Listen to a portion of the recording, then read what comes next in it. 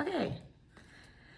Donc, première question. Lequel des tâches suivantes n'est pas fait par une machine simple? Donc, la machine simple peut changer la direction, transférer l'énergie, mais ne peut pas diminuer la quantité de travail. Le travail, c'est l'énergie totale fournie. Donc, une machine va toujours perdre un petit peu d'énergie, donc ne va jamais pouvoir diminuer la quantité d'énergie requise. Le joule est égal à 1 newton-mètre parce que le joule, c'est le travail. Puis le travail, c'est force fois distance. Et donc, newton fois mètre. Les joules. Laquelle des situations suivantes démontre aucun travail effectué? Donc, pour qu'un travail soit effectué, tu dois avoir une distance et une force. Dans toutes les situations, une distance et une force, à l'exception de celle-ci, il n'y a pas de distance dans cet énoncé-là. Numéro 4. L'objet suivant n'est pas une machine simple. Une brouette est composée de plusieurs machines simples. Donc, ce n'est pas une machine simple. Tous les autres ont des machines, sont des machines simples.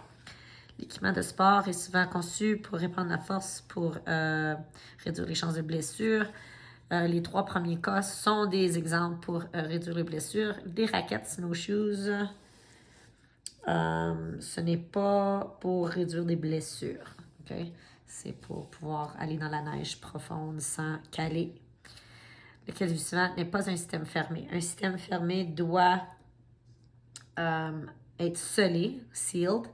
Et donc, la piscine est un système ouvert. C'est la seule. Quelle partie du corps humain fait partie du système pneumatique? Pneumatique, c'est un système qui utilise des gaz et des changements de pression. Et donc, c'est les poumons. Les autres sont des systèmes hydrauliques utilisant des liquides. Les ciseaux sont faits de 2 leviers interappui. Le point d'appui est au centre. La charge, c'est la chose que tu coupes. Puis tes mains sont sur le côté avec la force. OK. Dans quel diagramme ci-dessous le piston du côté gauche... OK, excuse-moi. Dans le diagramme ci-dessous, le piston du côté gauche est abaissé avec une force de 600 Newton. Donc, on pèse par en bas de 600. Quelle force le piston du côté droit soulèvera-t-il? Si j'ai un air de 40 ici puis un air de 120 là, mes forces sur air vont être égales parce que c'est un vérin hydraulique.